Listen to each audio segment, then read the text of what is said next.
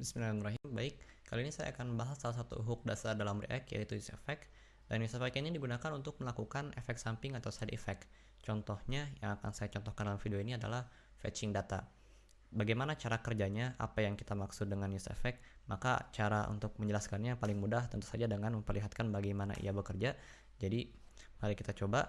Sebelumnya di sini saya memiliki sebuah kode yang kalau Anda sudah belajar mengenai use state, ini tentu saja sangat-sangat self-explanatory. Tapi kalau Anda belum belajar mengenai use state, pastikan Anda belajar dulu mengenai use state. Oke, di sini saya memiliki dua state nama di sini dan state resource di sini. Dan ketika saya mengklik tombol ganti, saya bisa mengganti nama. Dan ketika saya ngeklik antara dua ini, maka si resource-nya akan berubah sesuai si tombolnya. Yang saya inginkan di sini adalah saya ingin mengambil sebuah data dari sini. Saya nge-fetch sebuah data dari fake REST API ini, JSON placeholder, dan saya ingin mengambil foto ketika saya ngeklik foto, dan saya ingin mengambil users ketika saya mengambil user. Jadi kita akan coba gunakan use effect untuk itu. Pertama-tama, bagaimana cara kita menggunakan use effect? Use effect ini akan menerima sebuah fungsi, dan fungsi ini adalah fungsi yang akan dilaksanakan ketika kondisinya terpenuhi. Bagaimana cara mengatur kondisinya nanti saya akan perlihatkan. Untuk sekarang, mari kita coba console.log render dulu. Dan karena saya belum ngasih tahu kondisinya di sini, maka use effect ini akan dilaksanakan setiap kali function app ini di render. Jangan lupa untuk mengimpornya. Oke, kalau kita lihat konsolnya di sini, maka setiap kali komponen kita di render ulang, maka si render ini akan dipanggil. Tapi yang kita inginkan adalah si use effect ini dijalankan karena kita ingin fetch data dari sini. Si use effect ini dijalankan hanya ketika si state resource-nya berubah. Dan cara untuk melakukan ini adalah use effect menerima argumen kedua, yaitu sebuah array. Dan array ini isinya adalah list of value, misalnya di sini resource dalam kasus kita.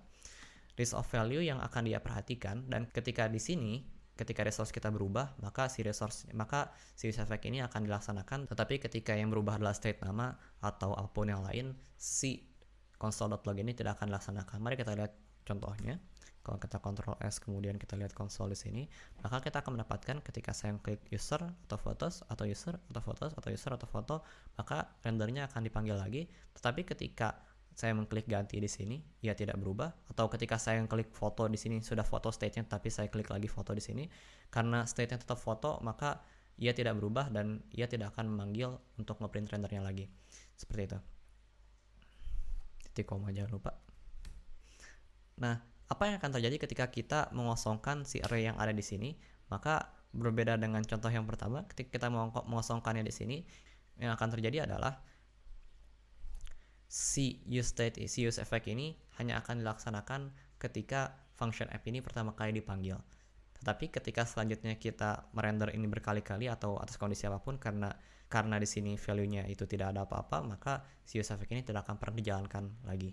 Jadi kalau kita lihat ke console, kemudian kita Ctrl S di sini, maka ia hanya akan dipanggil ketika pertama kali komponen kita itu dipanggil. Tetapi ketika selanjutnya ketika kita melakukan apapun, ia tidak akan pernah memanggil si console.log render ini lagi. Baik, kita kembalikan ini dengan ke resource. Dan yang ingin kita lakukan di sini adalah kita ingin fetch dari sini. Dan di sini kita tinggal coba copy di sini, kita paste ke sini, dan kita rapihkan. Yang saya inginkan di sini adalah di sini bukan to-dos yang dipanggil, tapi yang saya inginkan adalah ini adalah suatu hal si resource kita gitu. Dan ganti si tanda petiknya menjadi tanda petik yang ini. Oke.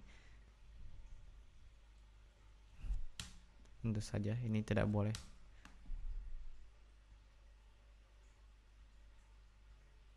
Selanjutnya mari kita tampilkan apa yang kita dapatkan itu bukan di konsol tapi di sini.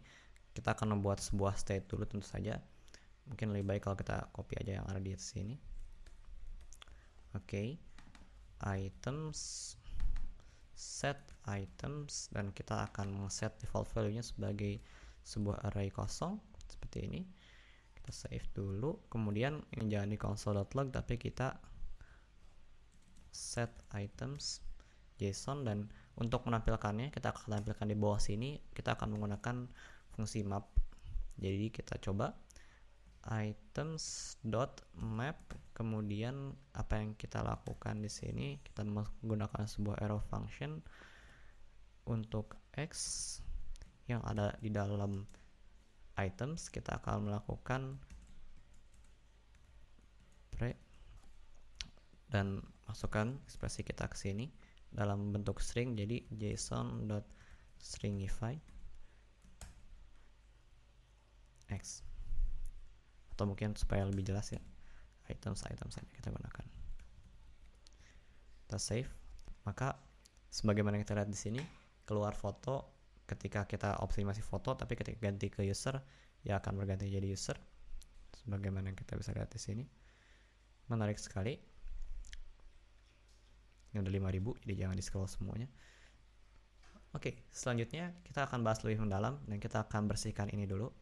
Oh iya, in case Anda tidak tahu ini apa, ini kita menggunakan map di sini.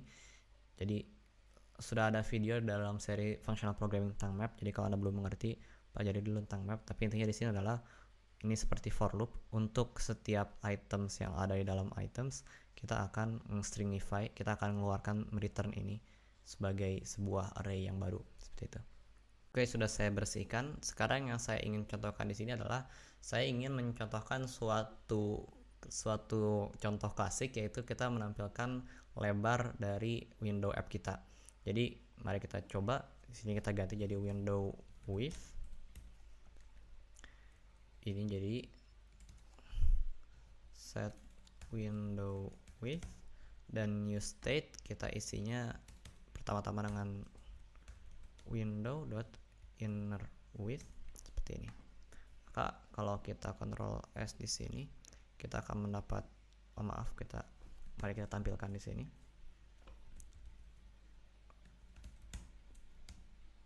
Tentu di sini ada typo. Oke. 196. Tetapi kalau kita goyang-goyangkan di sini, ia tidak akan berubah. Ia hanya akan berubah ketika kita mereloadnya. Dan yang kita inginkan adalah ia mengubah dirinya sendiri secara otomatis menggunakan use effect. Jadi kita ingin membuat semacam event listener di sini, dan si event listener ini melisten dan memperhatikan seberapa lebar si window kita ini, kemudian mengupdate kita akan menggunakan untuk mengupdate si angkanya di sini. Dan karena kita hanya ingin sekali memanggil si event listenernya, maka kita tidak ingin menggambar berkali-kali, maka kita akan menggunakan empty array di sini untuk hanya memanggilnya ketika komponen kita itu pertama kali dipasang dengan window.add event listener, yang ia akan perhatikan, kemudian kita paste sebuah fungsi di sini, dan fungsinya adalah set window. Kita akan panggil set window width menjadi window.innerWidth. Oke.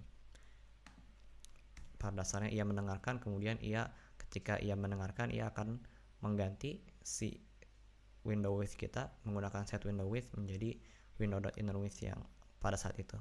Jadi kalau kita save di sini, kita gunakan ini untuk bergoyang, maka sebagaimana yang kita lihat di sini, ketika kita goyangkan ke kiri dan ke kanan, si width-nya berubah dan ia pun menuliskan seberapa jauh ia berubah di sini.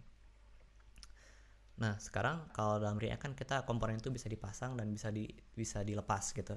Apa yang akan terjadi ketika komponen kita dilepas?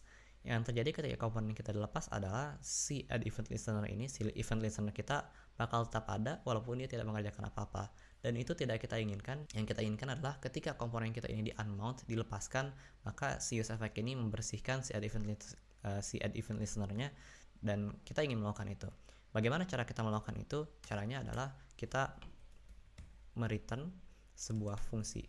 Pada dasarnya use effect akan melihat si return ini, kemudian dia akan melihatnya sebagai clean up namanya. Jadi ia akan menggunakan si fungsi ini untuk membersihkan. Misalnya ketika kita ingin meng-unmount si app ini, maka yang akan kita lakukan ketika itu terjadi adalah kita ingin membersihkan si event listener-nya ini, dan kita melakukannya dengan window.remove event listener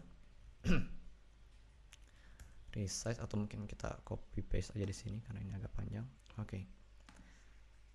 Dan kalau kita save ini tentu kita tidak akan melihatnya berjalan si returnnya ini. Kenapa? Karena tentu kita nggak, selama kita ngerender ini kita nggak melepas komponen kita.